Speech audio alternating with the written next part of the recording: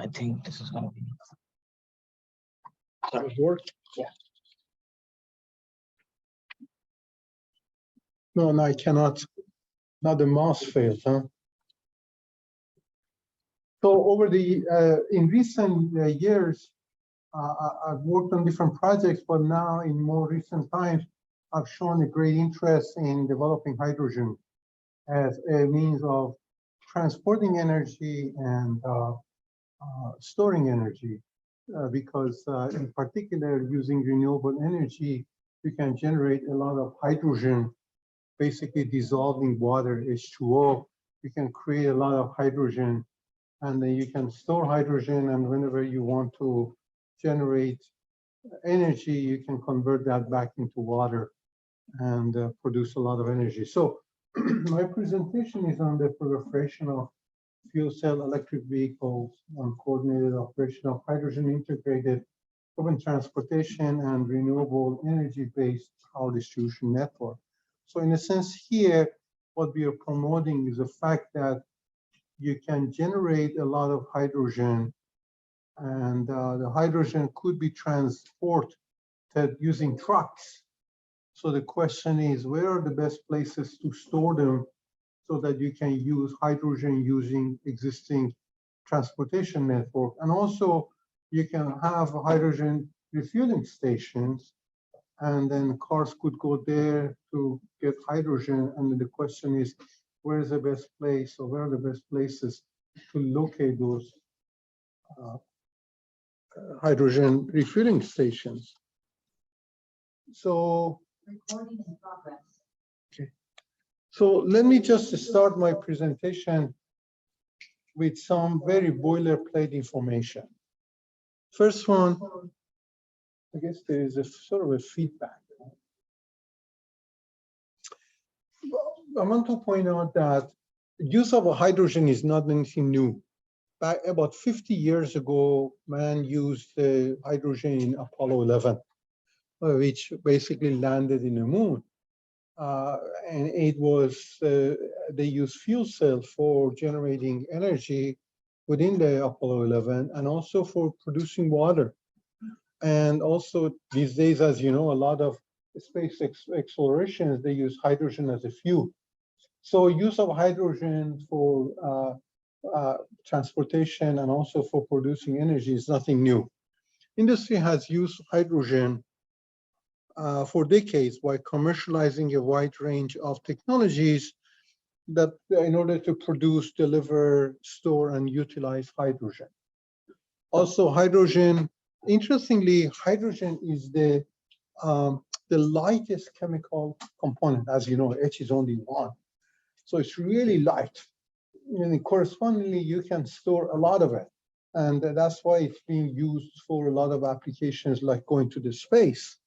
And hydrogen is regarded as a promising energy for combating environmental pollution. Because, you know, hydrogen is pretty clean if you use renewable energy to dissolve water, H2O, and generate H. That's very clean. There is no thermal energy involved in that case. And it's really, really useful technology that you can use. Can be used to store energy over long periods, because if you have the hydrogen tanks, you can store that for a long time and transport energy over large geographies. So we've been talking about different projects where you can put these renewable energy in the deserts of California. I think you can do that here in Florida, because like in California, there's plenty of space available in the deserts. And the weather is very sunny for many, many days of the year. And you can generate solar energy, use the solar energy to dissolve water. You can generate hydrogen. You can put those hydrogen sort of generation on a truck and then send the trucks all over California to hydrogen refueling stations. So it's really clean, useful technology.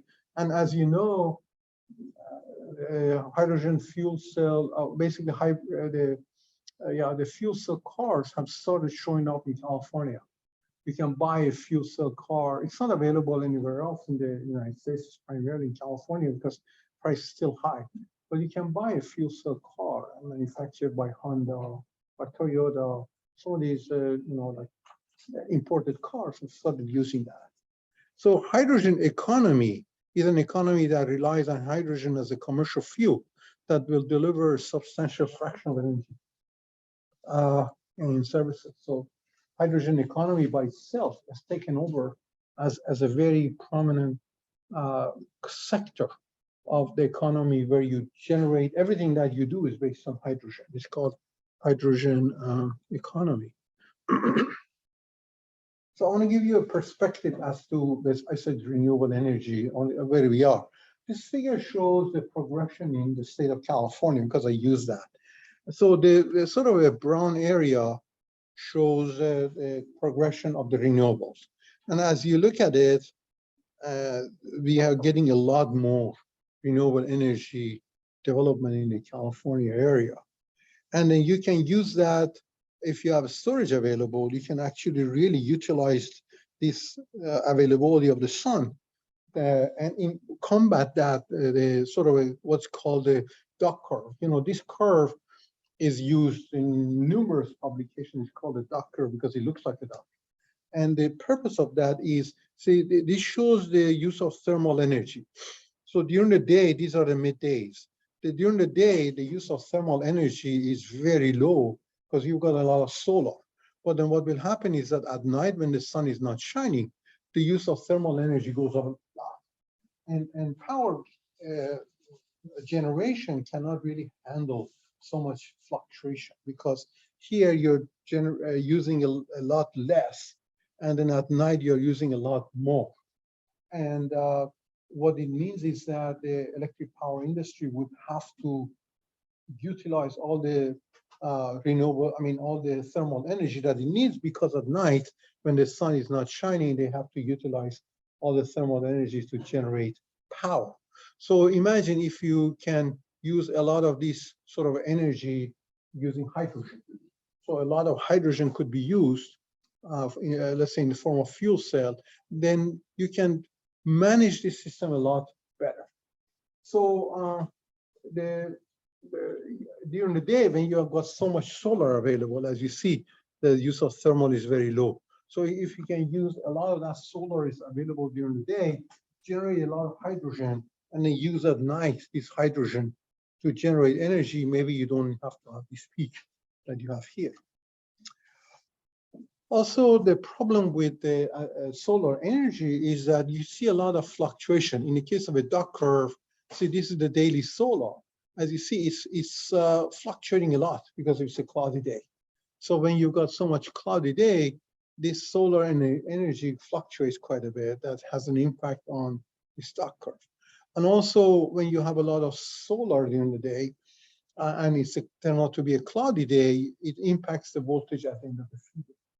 So again, you can use the hydrogen to clean that. So as you've got these fluctuations here, all these fluctuations could be sort of covered by generation of the hydrogen. So if you consider one feeder of a distribution system, you can install some solar devices at the end of the system. That solar generation can take care of these peaks that you have during the day. And then, as I said, if there are any fluctuations of this type because of the clouds, we can use the hydrogen to clean it up. So really, the combination of hydrogen and solar energy is going to make a significant difference into the future electric power system, to the extent that you can generate a lot of clean energy. And not only that, when you use the clean energy, you're going to have a lot of issues with duck curve and fluctuations in the operation of the system, that you can clean it out using hydrogen. We were talking with a company for microgrid. Nowadays, you can buy a fuel cell device that generates about 10 kW roughly. And it's the size of a dishwasher. So you can buy one of those, put it in your kitchen, and the input is gas. So it uses gas, and then it takes the water, dissolves water, H2O, generates H. And then when it puts back together, it generates water. it releases all that energy. And it's 10 kW is good enough for majority of the homes here in the United States. That if you have one of those devices, then you don't need to have solar, or yeah, solar, that's even better. But basically, if you buy one of those fuel cell devices and it's the size of a dishwasher, put it in your kitchen, the same gas that comes into your house, and you're using it for your stove, you can also use that for fuel cell devices, and you can generate all the energy for 24 hours. Imagine how useful that system gets. Oops. Yeah. So there are three different ways of generating hydrogen. One's called the gray. The gray here is the one that you use the power that's generated by thermal energy to dissolve water. And that creates a lot of CO2 that goes into the air. The second type is that you capture that CO2. So that's called the blue type. So the blue type is that you still generate a lot of CO2, but you capture that. And the third one, that perhaps the one that I've been promoting, is this green hydrogen. So you've got either the gray or the blue or the green. And the green is the one that uses renewable energy. So in a sense, you use the renewable energy to generate hydrogen that by dissolving water. So there's no thermal in this case. So no matter which way you use, whether it's green or blue, you can use a truck, for instance, depending on where it's generated. And then you can use that hydrogen fuel refueling stations for the cars, or you can use for industrial applications or for home, applications. But we have seen a lot nowadays. They're talking about the hydrogen aircraft, for aviation. You can use it for trains. You can use it for trucks. But you can also use it for individual cars. So you see a lot of applications of different kinds that are using hydrogen, and it's really, really has great potentials. And the US government, the new federal administration, is putting a lot of interest into the hydrogen.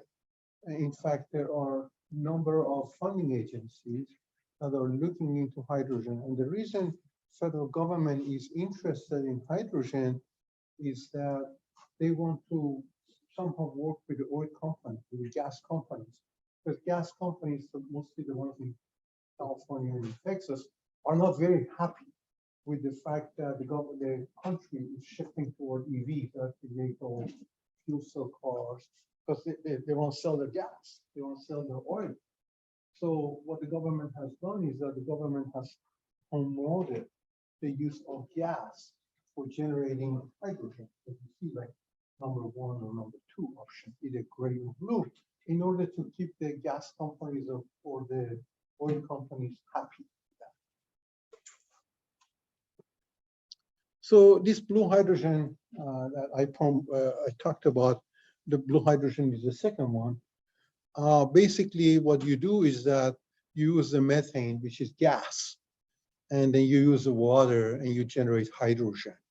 And then you take this CO, generate more hydrogen. So this is basically the chemical process that it captures the CO2. You don't release the CO2 to the air. So the most popular one now that the government is promoting here in the United States is either blue, or as you see here, it captures CO2, or the best one, of course, is green.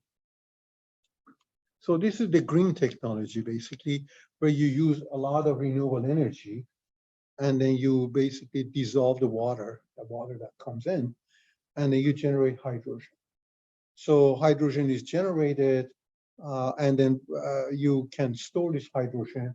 And then if you want the energy, you basically put hydrogen and the H and O together. And then the byproduct is clean water. That's the best part of it.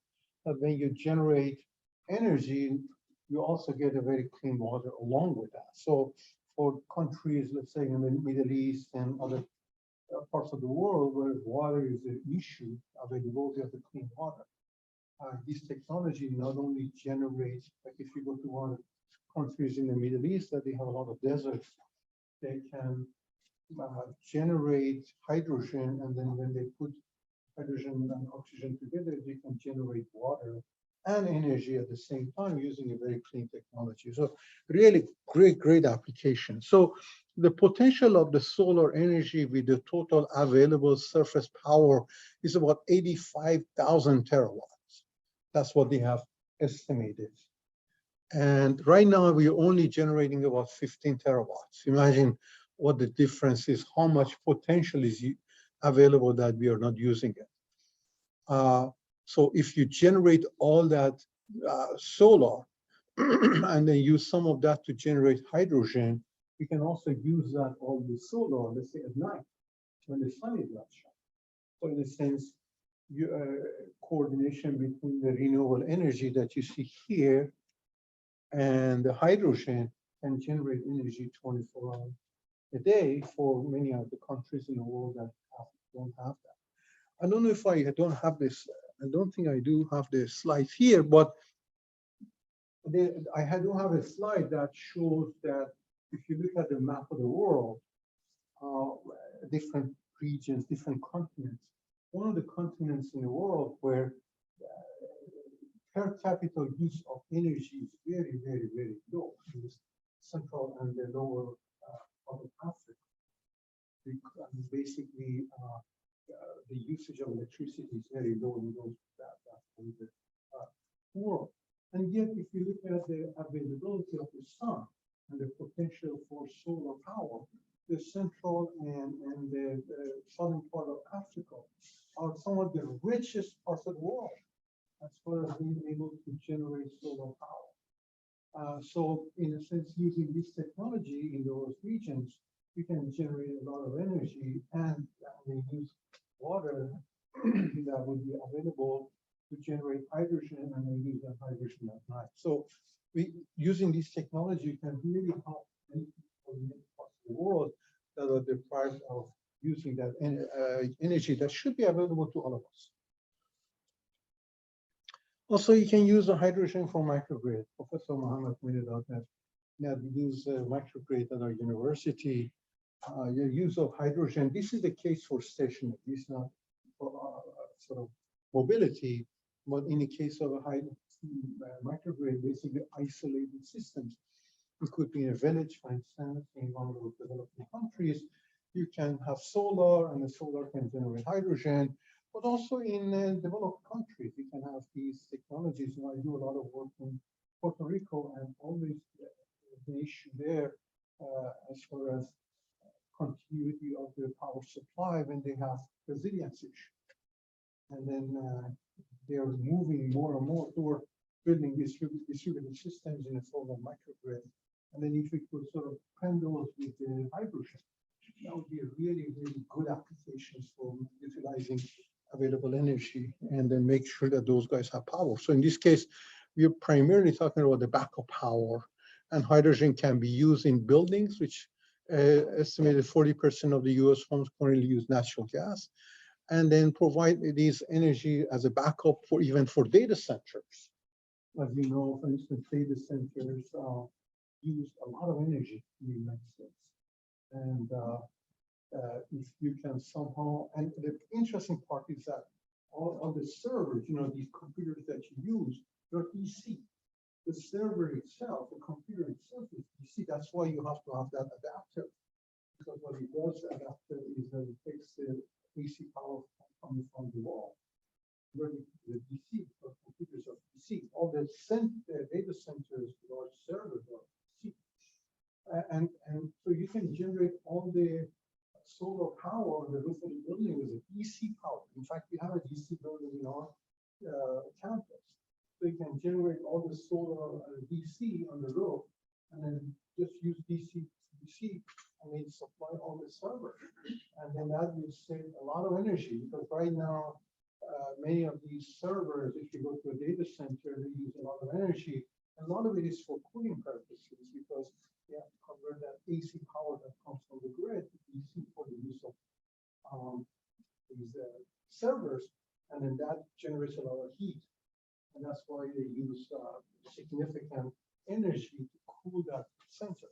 But if you use a DC power generated on the roof, and they use it for the DC servers. You can save a lot of energy. In particular, if you also end up with the hydrogen as a backup, you can really do great things at this in data centers. So the use of hydrogen fuel cell instead of diesel generators in many of the mobile data centers will achieve the cost parity into 3 to 5 years. So it's great potentials. So no matter how you do it in the green side, whether you use the solar power, solar thermal, any of these, you can use it for hydrogen power generation that we talked about, fuel cell mobility and all of that. So great advantages. One of the good ones that I'm going to emphasize in my talk is on the mobility side, where you have this car goes to the hydrogen refueling station. The input, of course, is the hydrogen. And then you use that to, hydrogen comes in, you use the fuel cell to generate energy and then run the car. So it's an EV car where the source is the fuel cell and with the hydrogen. So in this case, hydrogen fuel cell electric vehicle is 2 to 3 times more efficient than internal combustion. You can imagine that you're going to come up with a system that is more efficient, and at the same time, you're not even using gas, and it only uses hydrogen that's available everywhere. So in your country, wherever you're coming from, as you know, sun is available, and so you can generate solar energy, water is available, you can dissolve that and generate hydrogen.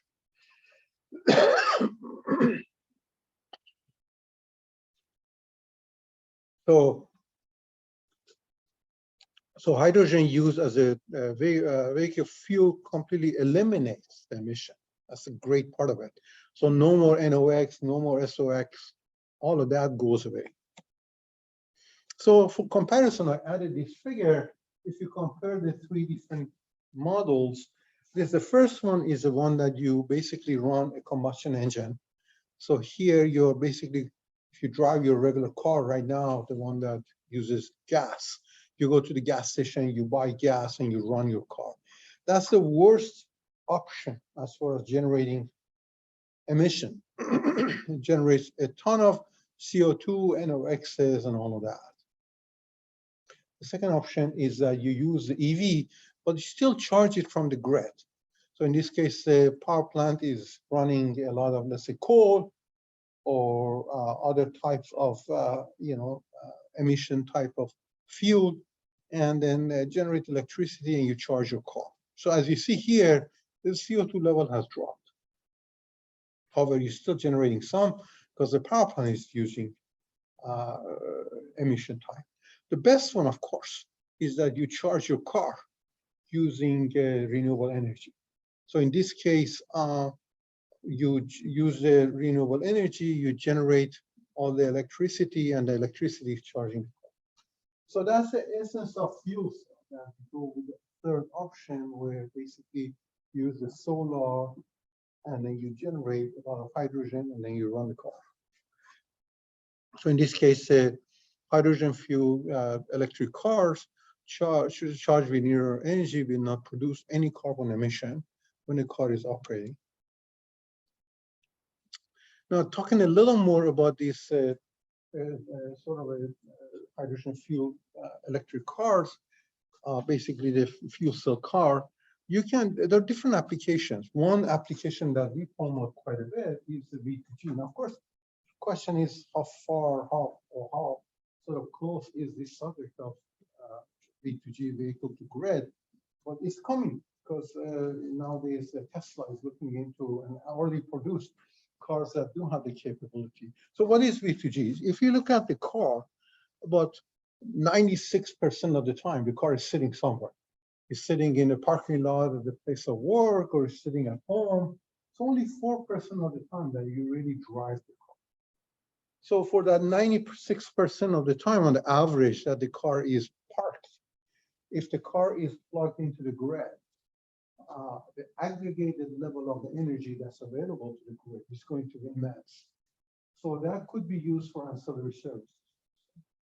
The grid can use that for managing voltages, for managing the frequency.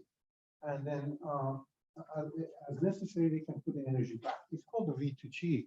So in this case, you are connected to the grid, and then V2G, basically vehicle to grid, pulls the energy in or out of the car while the car is getting parked there. So in this case, this utilizing V2G technology, we can use these hybrid EV cars can behave like a storage system for arbitraging the energy market by providing ancillary services and promoting the integration of renewables. In a sense, that 96% of the time that the car is sitting there, you work with the grid. And as I said, it's a significant resource. If you consider how many cars, there could be millions of cars that are sitting all over the system in parking lot at night, or parked at home, or sitting in a parking lot, and then that can work with the grid. I always make this argument that we are not utilizing the energy production, energy at all levels in a way that we should be. So for instance, when we live in the suburbs, let's say in Miami, when you live in the suburbs of the city and when you work, let's say in the downtown area, people go on back and forth, 5 miles. And then what will happen is that during the day, highways are crowded. This morning we were coming here, the highways are crowded. At night, there's nobody on the road. If the government would have to keep the lights on, they have to clean the road.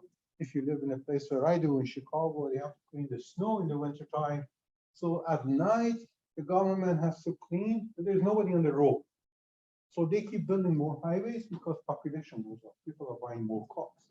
But we're not utilizing the highways in a proper manner, in the sense that they keep building more highways because people want to get to work in the morning, but then after midnight, nobody is using them. If somehow we could, by proper pricing, we were talking with Mohammad this morning, by proper strategies, mostly in the pricing form, we could shift non-essential costs after traffic hours, after midnight. Maybe we don't need to build so many highways. Maybe we don't have to build a system the way we do it now. It's the same thing with the electricity grid, that we keep building this system, making it bigger and bigger and bigger because people are buying more TVs, they're buying bigger homes, they're using more appliances. So the government has to generate more electricity. And then after midnight, many of those wires are empty because people are sleeping, nobody's watching TV, nobody's using appliances. Basically, very little electricity is being used. So if we could somehow shift non-essential usage of electricity to after midnight, maybe the grid would not be so congested. Maybe the grid would not have to be so big. So utilizing energy and electricity in a proper fashion, utilizing our infrastructure in a proper fashion, will manage that system a lot more economically and from emission point of view and all the others. As I said, one way of managing is this is V2G.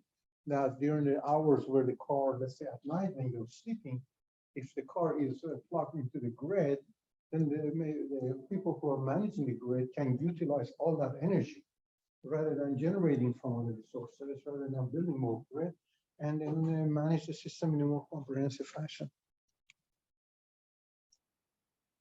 Along the same is the V2V, basically when 2 cars are connected in a parking lot.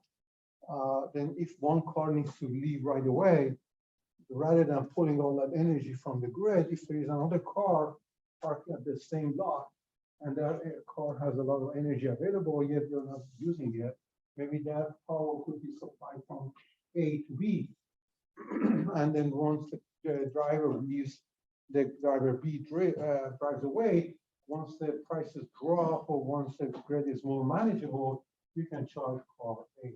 So in a sense, using that, as you see on the right, you can pretty much eliminate the peaks from the system. So here, in a sense, depending on when these cars are charged, during these hours of peak, car B could be charged from car A, and then car A could be charged at the hours when the usage is much lower. So, and again, whether we use the V2V or V2V or G2V or any of these jargons, there are better ways of managing the grid to the extent that we can reduce the tension on the grid.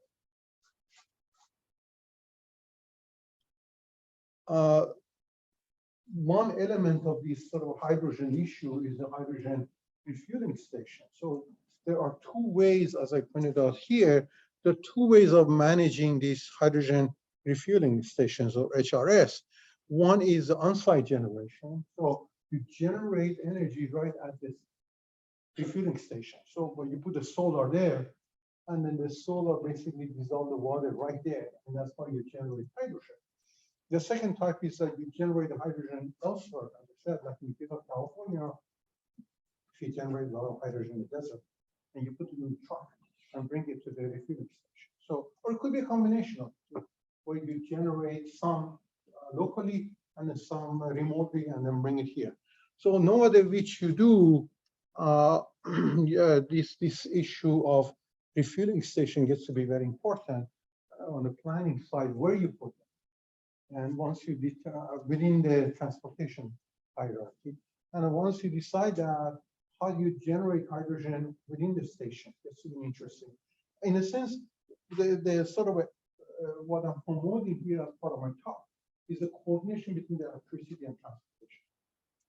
I'm pointing out that yes, you have to draw some energy from the grid, but we can also consider the fact that hydrogen is generated remotely and is transported to the refueling station. Coordination of all of these can reduce the tension on the grid and maximize the availability of the hydrogen to those cars. So as far as the transportation are concerned, there's different methods that you can use. Compress hydrogen in the tube trailer. I've written quite a bit about this one, about the tube trailer, liquid hydrogen, and the hydrogen pipeline. Hydrogen pipeline, we're not there yet. There is no pipe. Although someday maybe you can use some revisions, you can use the existing pipes for gas to transport hydrogen. So compared to outsourcing hydrogen station, the on-site is a great idea. So if you do on-site generation, you can reduce the cost quite a bit. Because if you generate it remotely, you have to spend some money to transmit the hydrogen. Generating locally eliminates that cost. So if you have multiple refueling stations like this is based on one of the articles that you wrote earlier. What you see here is that you've got different refueling stations. And then within each station, there's V2V going on. So these cars are working with each other.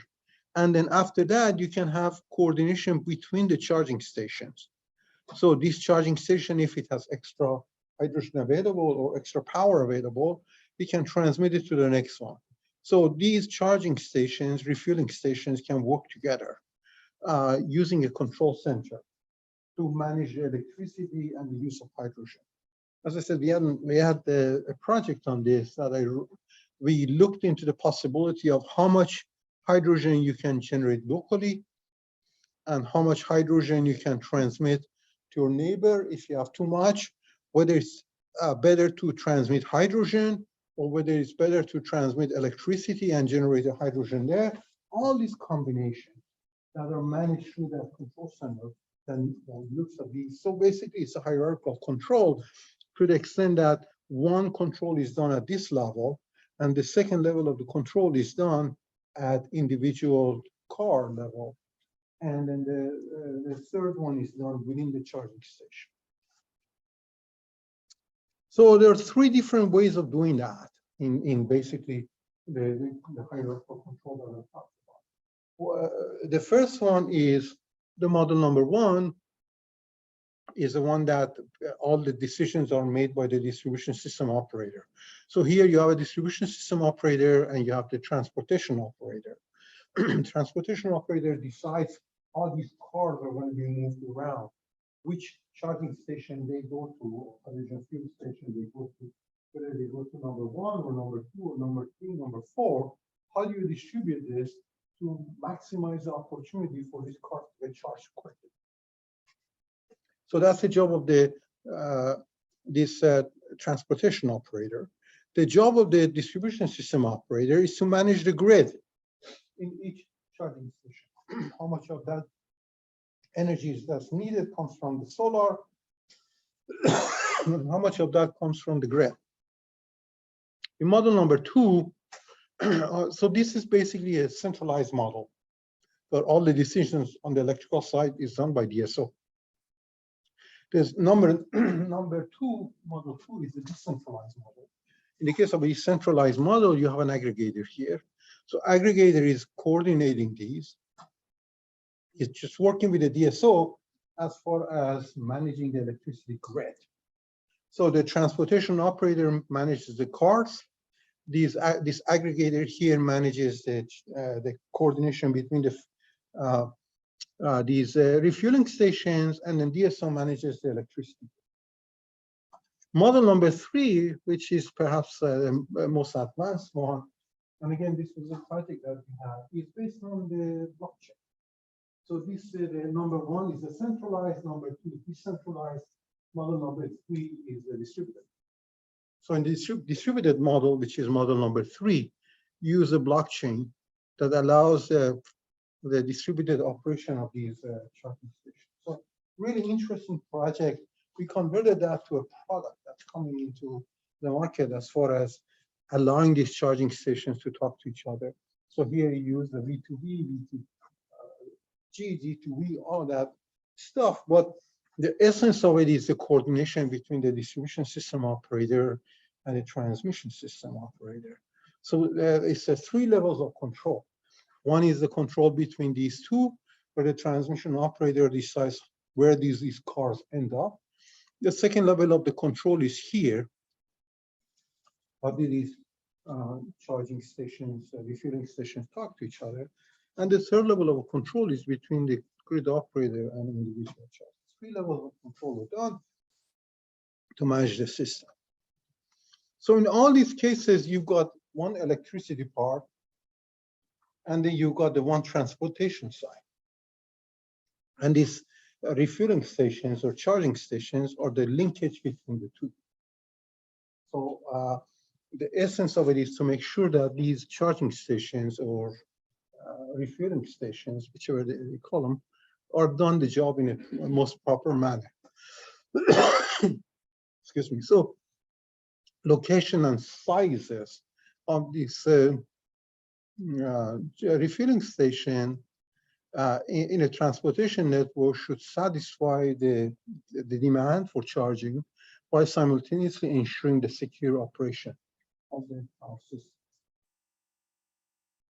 So in that regard, what will happen is that on the operation side of it is a 3-level control, but also in the bigger picture, you've got a planning side, planning study, where you figure out where to put those charging stations within the transportation network.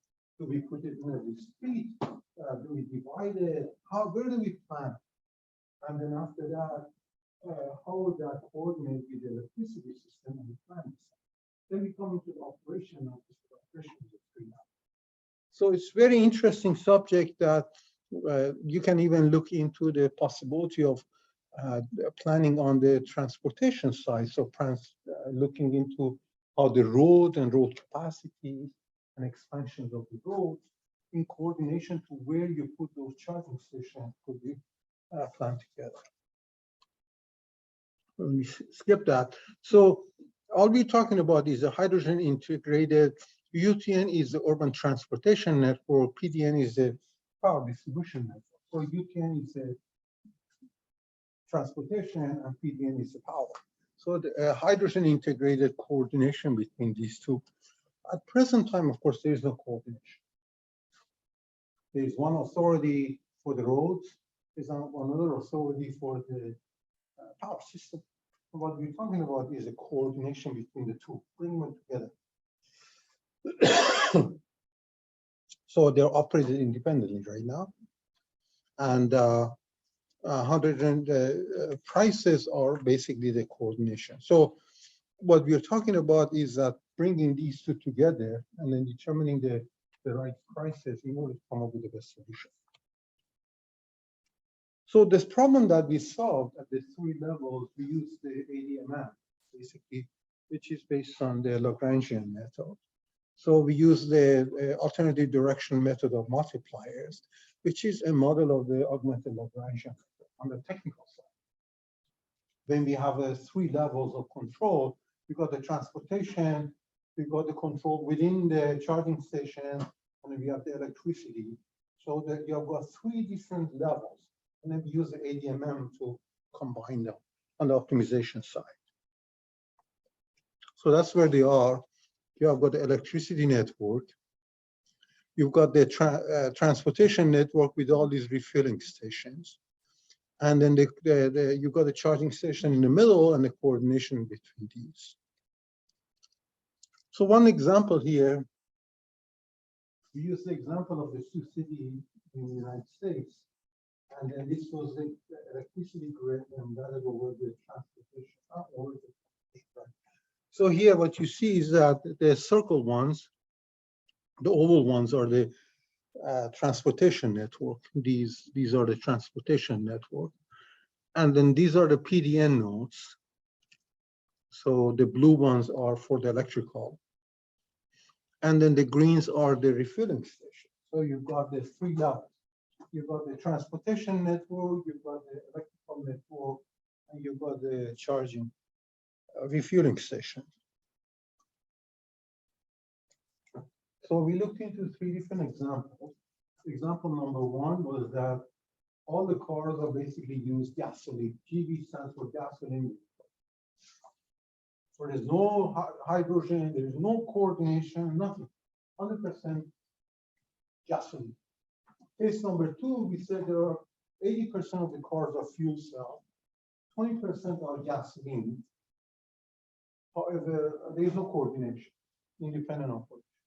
Number three is we still use the 80% and 20%, but the electricity and the transportation networks are coordinated. So we looked into these three models, case one, case two, case three.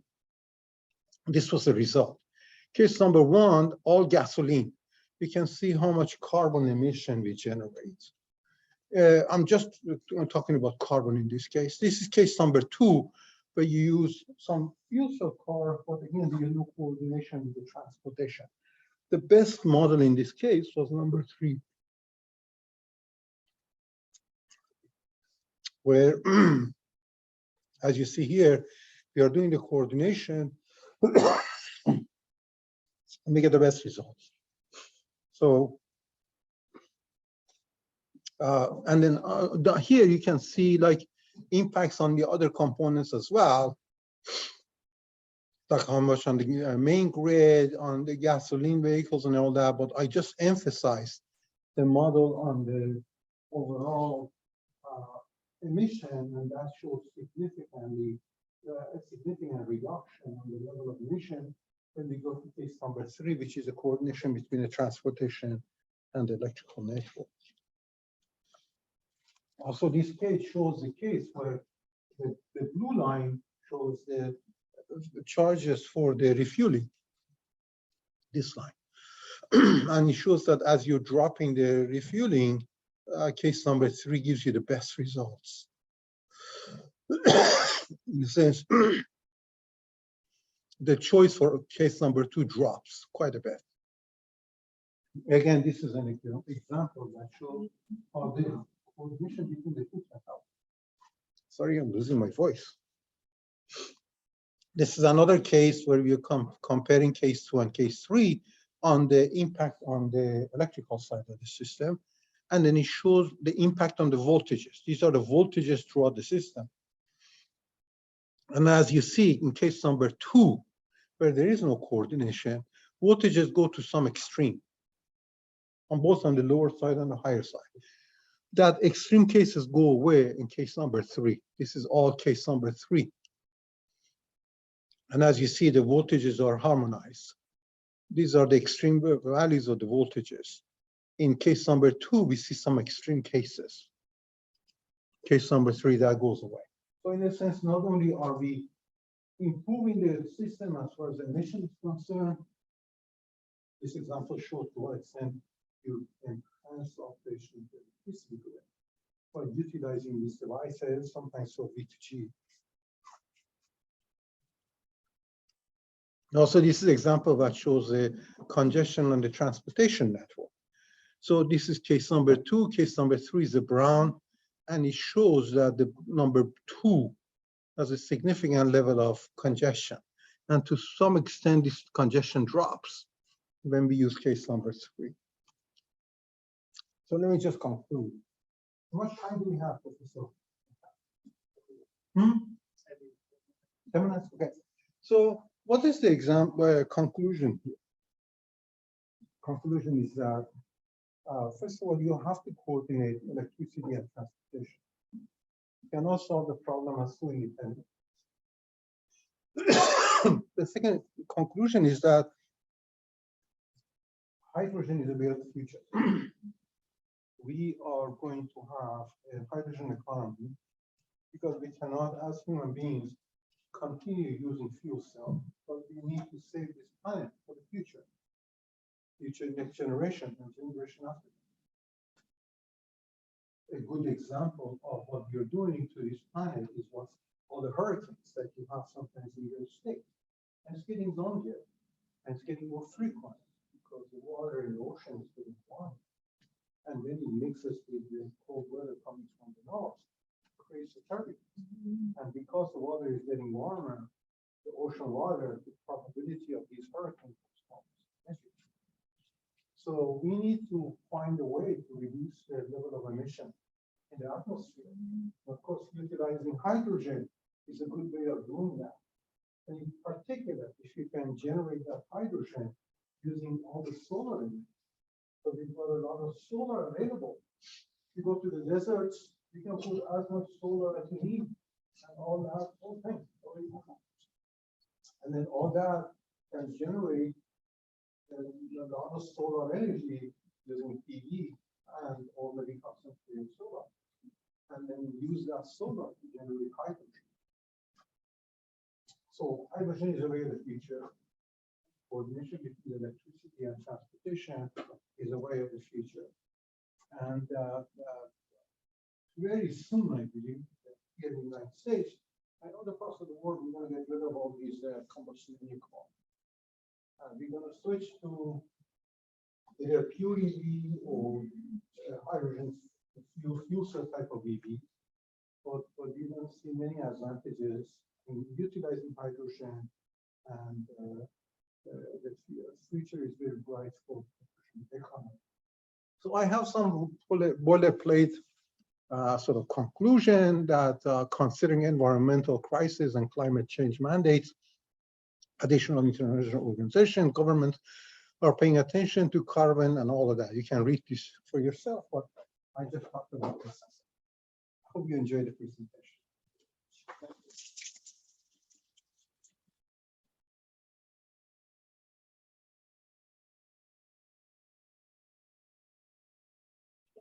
To answer any question. Yeah.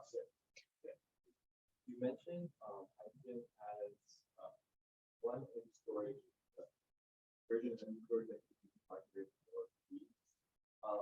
And I'm thinking in terms of their ramp capabilities, how do they compare to lithium-ion batteries? And does this allow them to give the same amount of services, or will they be limited in some way to, let's say, being just like a base power that isn't necessarily having this ramping capability?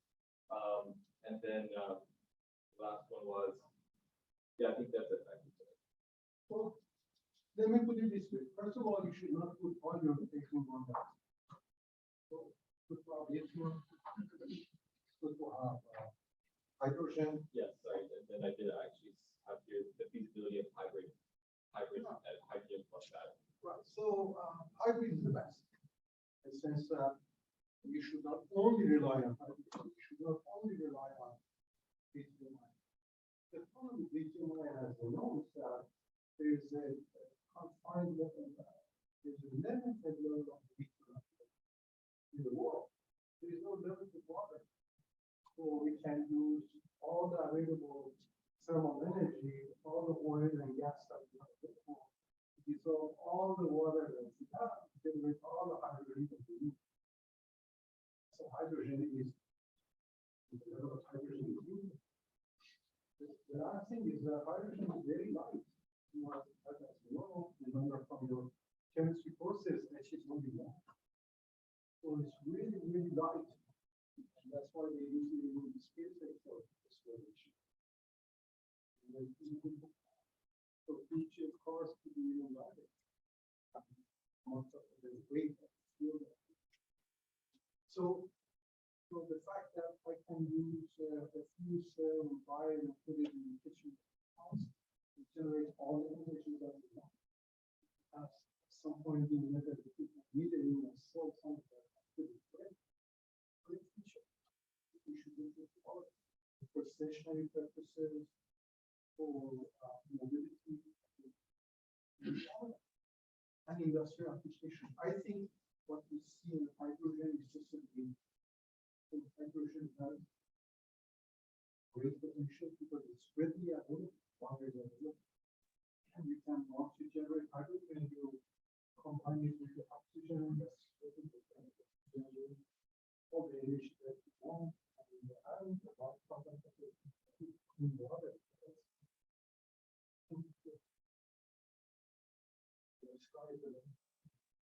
Yeah, but definitely, I would say you're correct. There's like a supply issue when it comes to lithium ion. I guess what I'm thinking is like do specific capabilities of hydrogen, or maybe I'm not too familiar with how the capabilities in terms of power electronics for using hydrogen where you need it. But would hydrogen be able to completely replace? I'm not saying completely replace, because I'm saying hydrogen is going to be best, and they are best in my opinion as well. But will they, for the most part, be able to do the same things battery can do, or like let's say like fast frequency response and stuff like this? You know, when you have a fuel cell, which is basically the device for generating energy, you can do several things like you need that. There are some already, except I think that fuel cell in this case is much more economic. You need the power plant to start. You think that overall, I think that the product fuel cell is a much more option than it is very balance. Thank you so much. I'm first, where do you this safe?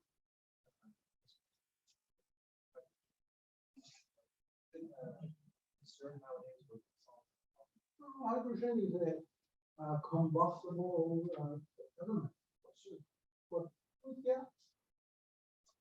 So as we sort of develop this technology, we look into ways that we can save hydrogen mechanics. That doesn't mean that we should forget about it. The same way with I think there have been quite few studies on modular nuclear reactors. A lot of people know nuclear, generate a lot of radiation.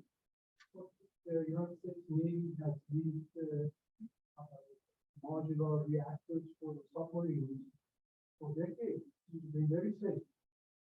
So there are ways of making these technologies safe. Hydrogen.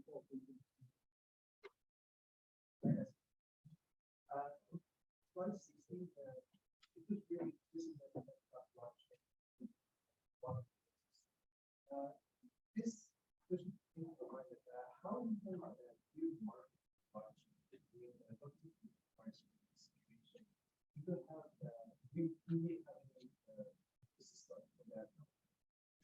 So we are on the technical side of the design.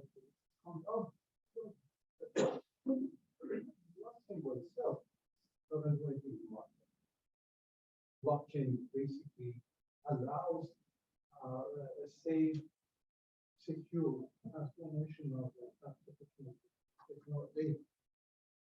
Within that, you can build a way of creating a good market. And really use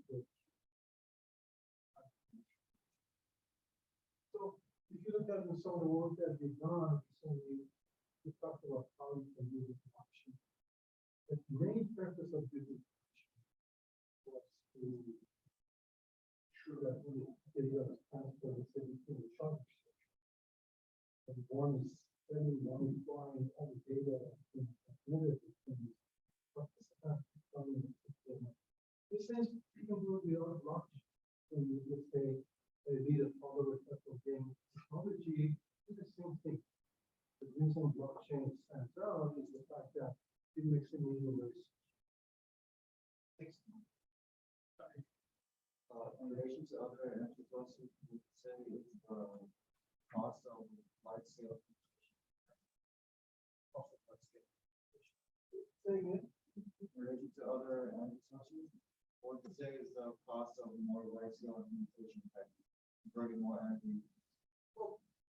You know, I pointed out that you can use gas, natural gas, methane, and we combine it with water, this is still water.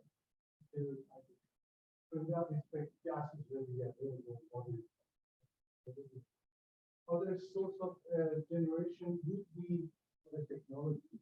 But it's very, very simple. They see that affects and why people what considered a home. I think it's very common and short for the future of power generation delivery. Could be some other technologies that come around. Maybe, I don't know. But I think the way we are moving forward is that we've got a lot of renewable energy. Look at California, and I'm sure it's the same in Florida. I haven't seen the numbers here. But in California, certain hours during the day, we have excessive level of solar. People have put homes in California. Have put a lot of solar on the roof of the individual home. To the extent that midday right now, we have too much. There's a sense they're dumping it. They don't know what to do with it. Then it would be nice if you use all that excessive solar, you dissolve water and generate hydrogen. And use that hydrogen at night when the sun is shining. Generate energy.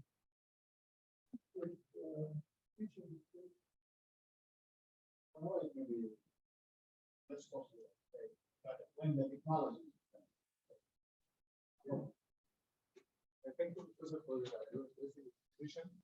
I was thinking about the coordination between the distribution system and production system with the electric vehicle charging and discharging. Since the interaction between electric vehicle and grid, it is mostly in distribution grid. What are the level of interaction between this management with the transmission network? So, what is the level, or one I can raise the level of interaction between electric vehicle to the transmission network? We can do that. The question is, would the coordination should be with transmission network as well? We should. Most of the refueling stations are located in the distribution system. They're not located in the transmission because they're on the streets. Streets are distribution systems. However, if there is a need to coordinate that in transmission as well, in a sense that ultimately whatever you do on the distribution system is going to have an impact on transmission. So whether or not you like it in the constitution coordination between the distribution and transmission. I did not bring that up here in the discussions because much of the receiving stations are actually distribution. Emphasize the use of distribution. But later, as it turns out, there should be a coordination between distribution. All distribution. So, because I see in the key module, the C model you mentioned in the slide, the transmission and the transmission operator have two tasks: EV, electrical assembly, and a surprise. Right. I think surprises is acceptable.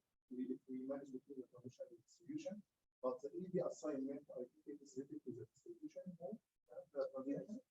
In a sense, let me point out again that you can do one. See, I talked about speed levels of higher. I talked about the transportation network. I talked about the coordination between the charging station. I talked about the distribution grid. You can add the fourth level,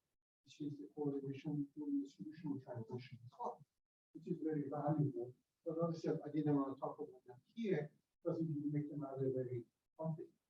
Yes, as you know, that's a very significant issue. That's one thing. I was just trying to look at it because I think what most of the students got confused was that they thought that there is a written DO is transmission. It's not transmission. It's transportation. Transportation. Yeah. That's what the DO. Okay, I thought about the three levels of control. One was the transportation, which is basically the transportation authority decides where these cars go. Because the presumption is that if you find the cars, it's so that there won't be too many cars, such a number of cars in one shot. That's the job of the transportation authority, basically people transportation operation. Second level of control was within the charging station. And the third level was the DSO control. DSO is important because the distribution system operator, the connection between the charging station and the electrical is to the distribution. So that entity will have to come in to ensure that as these charging stations are exchanging energy, they won't be competition. Currently, I'm working as a board of associate. Energy power and sustainability. Some of these our director. So we have a full facility of 1.4 megawatt solar power, 46.5 inverter.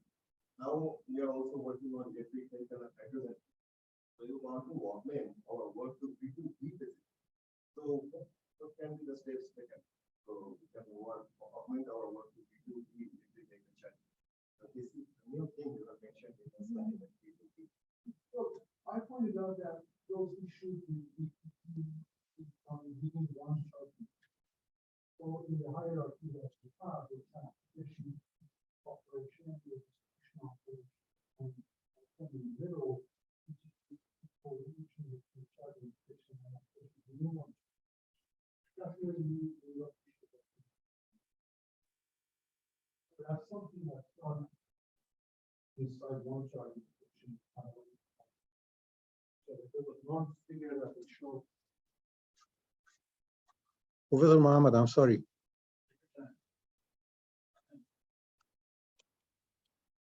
Yeah, this one will be when you have that green area in the middle, that's where you look into so because here the three levels of control, one is for the transportation, the second one is for control within this one charging station or the and the third one is for the other where you have the DSO. Question on the side? What about that side? We have only one question in the room. Online? Yeah. So there is a question stating that how is a control center going to transmit hydrogen? Does it work like a conventional electricity transmission grid system? So this is the question. Well, it's a logistics question. Transportation of the hydrogen, I have one slide on the hydrogen refueling station, can be done in two ways. One is you generate it locally, and the second one is that you generate it remotely in the trucks. So you can use the further tool, where let's say you generate a lot of hydrogen in the middle of the desert. And then all the hydrogen that's generated there, you put it on the refueling.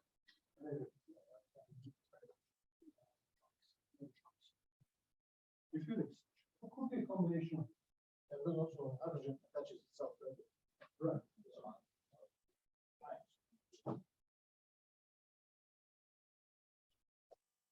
Any other questions online?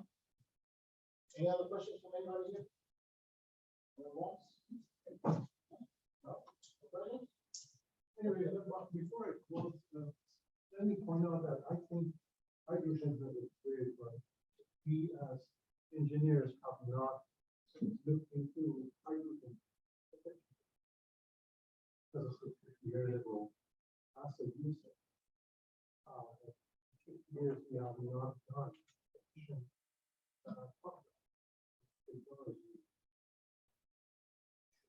have more. Should be for some applications, I think everybody here in the United States and elsewhere should have one of those.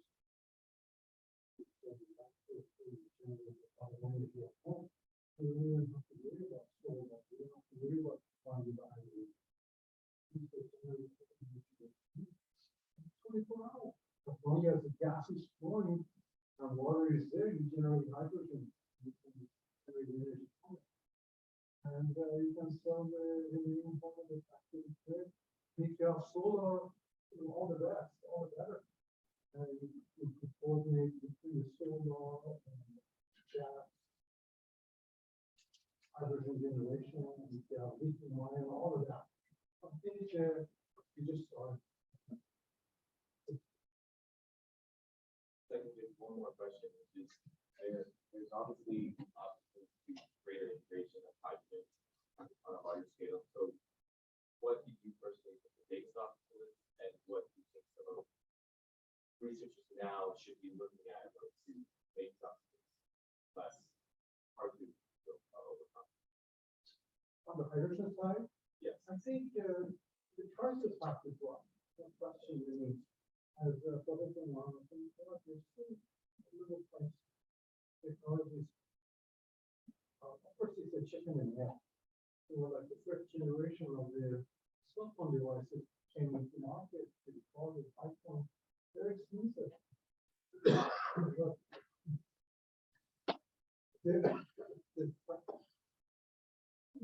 prices drop and people start buying the wrong phones.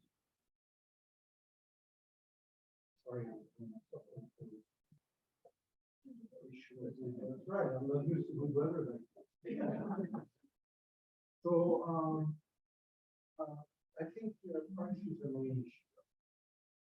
The price will have to go. Then you see a more widespread. And also, some regulation.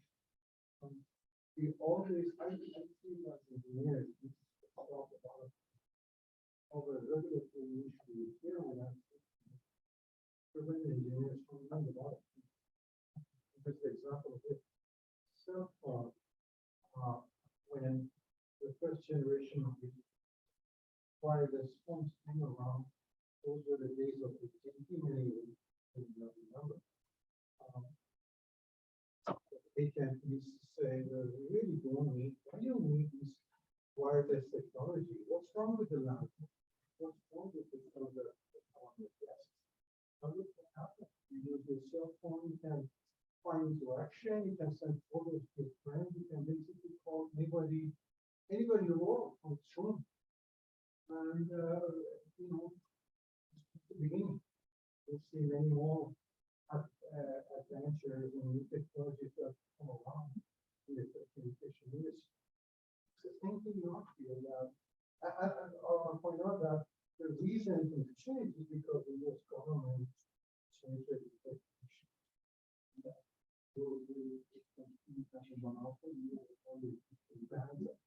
That's why these stuff is not flourished. They did not allow people to use them. And then the government stepped in and changed the rules. Same thing with one of these technologies. Media rooms, the use of hydrogen, many others that are still the existing regulations in the government that don't allow people to do it. So yeah, principally, but new people, the young people sitting around this room, I hope we can encourage you to follow these and also play a role, so making it accessible for the student population. We can develop pipes that transport hydrogen. Right. Yeah, you can use it to some extent, maybe in the future, yeah. But we can also look into, I think it would be a good point that maybe we can use with some change the existing pipelines for the gas. That's fine. We can modify those to use this. I think ahead, everyone's managed use. Well, thank you very much. Thank you.